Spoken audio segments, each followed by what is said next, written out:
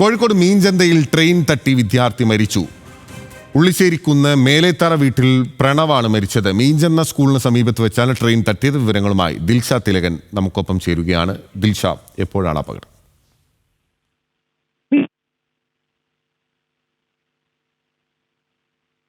Kozhikode മീൻചന്തയിലാണ് train തട്ടി വിദ്യാർത്ഥി മരിച്ചിരിക്കുന്നത്. ഉള്ളിശ്ശേരിക്കുന്ന് മേലേത്തറ വീട്ടിൽ പ്രണവാണ് മരിച്ചത്. മീൻചന്ത സ്കൂളിന് സമീപത്ത് വെച്ചാണ് ട്രെയിൻ അപകടം ഉണ്ടായിട്ടുള്ളത്.